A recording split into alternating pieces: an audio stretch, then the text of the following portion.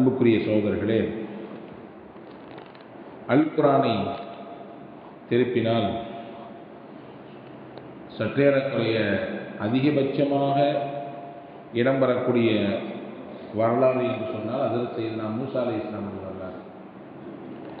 திருக்குர்ஆனிலே 100க்கும் அதிகமான தடவை அவருடைய பெயர் கூறப்பட்டு கொண்டே இருக்கிறது. அவர்களின் வரலாறு ஆங்காங்கே 80 தடவைக்கு மேலாக சொல்லப்பட்டதாக திருக்குர்ஆனுடைய விரிவுரையாளர்கள் சொல்கிறார்கள். 80 இடங்களுக்கு மேலாக அவர்களின் வரலாறு பேசப்படுகிறது.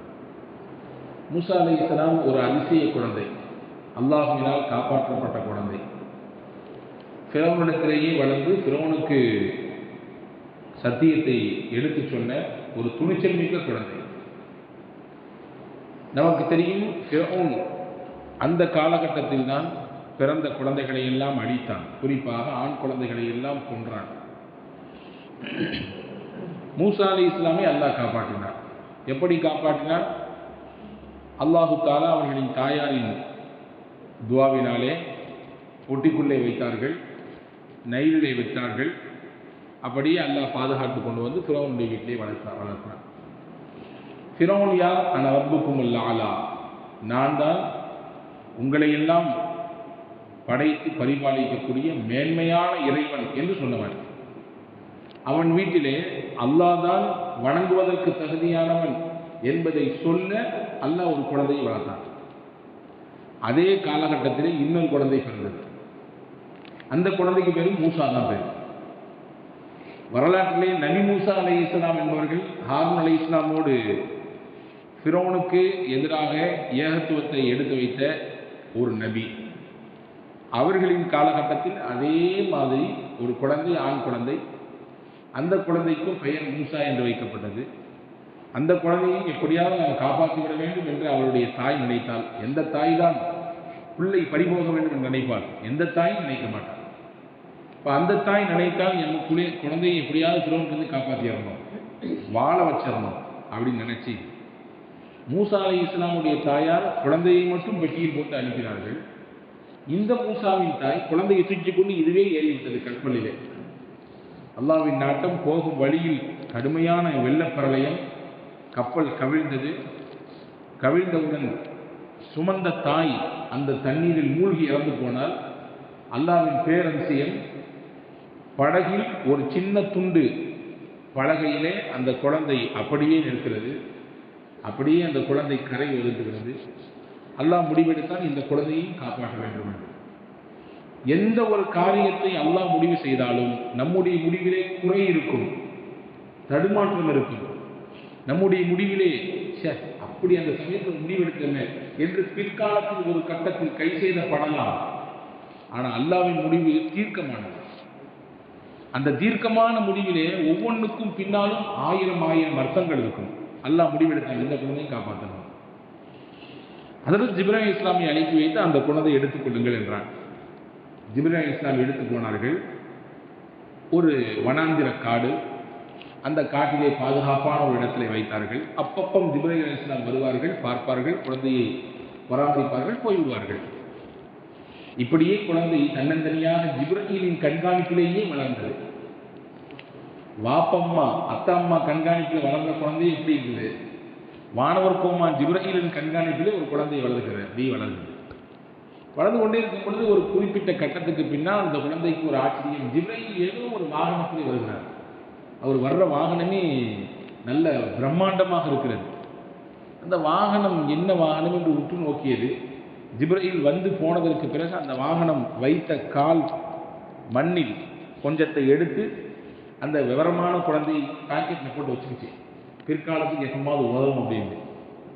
இப்படி இந்த குழந்தை வளர்ந்து ஒரு குறிப்பிட்ட பால்ய வயதை கடந்ததற்கு பிறகு ஊருக்குள்ளே போனது. அந்த ஊருக்குள்ளே தான் நபி மூஸா ஃபிரௌனுக்கு ஆப்போசிட்டாக இப்பொழுது ஏகத்துவத்தை எடுத்து வைத்துக் கொண்டிருக்கிறார்கள். இந்த மூஸாவும் உள்ளே போனது. சில மந்திர சொற்களை இது தெரிந்து வைத்திருந்தது. அப்படியே பேசினார் இந்த மூஸா. மக்கள் மயங்கினார்கள். கழுத்தில் காதில் கிடந்த தங்க நகையெல்லாம் கலத்து கொடுத்தார்கள். அந்த தங்க நகைகளை வாங்கி இந்த மூஸா உருக்கினான். உருக்கி தங்கத்தை அப்படியே ஒரு சிலையாக செய்தார்.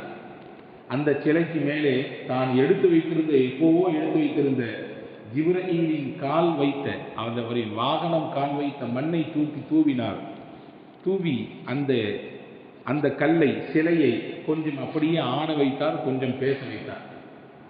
இதை பார்த்து ஒரு பெருங்கொண்ட கூட்டம் இவருக்கு பின்னால் வழிகேட்டு போய்விட்டது. இதை குர்ஆனிலே அல்லாஹ் இந்த மூசாவை சாமிரி என்று சொல்கிறான். அல் குர்ஆன் சாமிரி என்கிறது. வரலாற்றிலே இந்த சாமிரிக்கு இயற்பெயர் மூசா. வரலாற்றை எழுதுகிற பெருமக்கள் சொல்கிறார்கள், ஃபமூசல்லதி ரப்பாஹு ஜிப்ரீலு காஃபிரு ஃபமூசல்லதி ரப்பாஹு ஃபிரௌன் முர்சலு. எந்த மூசாவை ஃபிரௌன் வளர்த்தாரோ அந்த மூசா நபியாகி போனார். எந்த மூசாவை ஜிப்ரீல் வளர்த்தாரோ அந்த மூசா காஃபிராகி போனார். இங்கே வளர்ப்பு பெரிதல்ல, எங்கே இருக்கிறோம் என்பது பெரிதல்ல, யாருக்கு கீழே இருக்கிறோம் என்பது அல்ல, முடிவு என்னவாக போகிறது என்பதுதான் இங்கே முக்கியமானது. இப்போது இப்படி இருக்கிறார், இந்த மாதிரியான நிலையில் இருக்கிறார், இவ்வளவு உயர்ந்த இபாதத் செய்கிறார், இவ்வளவு தூரம் அவர் சிறப்படுகிறார், பல்வேறு விதமான முயற்சிகளை மேற்கொள்கிறார், எல்லாம் சரிதான். இறுதி முடிவு எப்படியாக போகிறது என்பதை இறைவனே தீர்மானிக்கிறார். எனவேதான் நபிகள் ஸல்லல்லாஹு அலைஹி வஸல்லம் தங்களுடைய ஒவ்வொரு நாள் தொழுகையிலும் அல்லாஹ்விடத்திலே இந்த துஆவை கேட்பதாக நாம் பார்க்கிறோம். அல்லாஹும்ம யா முகல்லிபல் குலூப், அல்லாஹ்வே உள்ளங்களை புரட்டக்கூடியவனே, தப்பித் கல்பி, என் உள்ளத்திற்கு ஸ்திரத்தன்மையை கொடு, அலா தீனி, உன் சத்திய மார்க்கத்தில், ஒ தாஅத்திக், உன்னை வழிபடுவதில், ஒ ஈமானிக், உன் மீது நம்பிக்கை வைப்பதில், ஒ இஸ்லாமிக், உன்னுடைய வழியை நான் நிலைத்து நின்று பின்பற்றுவதில், இதிலெல்லாம் எனக்கு ஒரு ஸ்திரத்தை கொடு. உள்ளம் இப்பொழுது ஒன்று பேசும், அப்பொழுது ஒன்று பேசும். இப்போ ஒரு மாதிரி நினைக்கும், அப்புறம் ஒரு 2 மணி நேரத்துக்கு பின்னாடி வேற மாதிரி நினைக்கும். ஹஜ்ரத் ரசூலுல்லாஹி ஸல்லல்லாஹு அலைஹி வஸல்லம் சொன்னார்கள் தானே, மூமின்களின் உள்ளம் என்பது காற்றில் மரத்திலிருந்து விழுந்த ஒரு சின்ன இலை.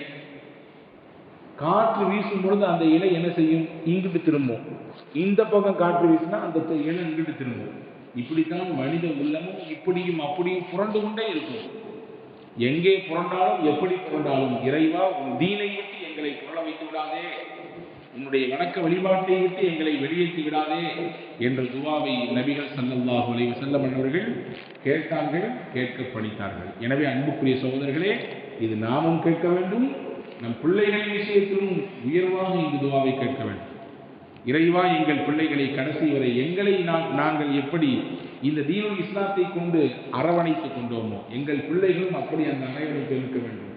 அவர்கள் வழி மாறிவிடக்கூடாது, திசை மாறி போய்விடக்கூடாது, அவர்கள் சருகிவிடக்கூடாது என்கின்ற துஆவை அல்லாஹ்விடத்திலே கேட்க வேண்டும். அது பெற்றோர்களின் தலையாய கடமை என்பதையும் அல் குர்ஆன் எடுத்து வைக்கிறது. வல்ல ரஹ்மான் அல்லாஹ் வரலாறுகள் பேசுவதின் வழியாக, கேட்பதின் வழியாக அதன் உள்ளே இருக்கக்கூடிய படிப்பினைகளை பின்பற்றக்கூடிய நல்ல பாக்கியத்தை உங்களுக்கும் எனக்கும் எல்லா மக்களுக்கும் வல்ல ரஹ்மான் வழங்குவானாக.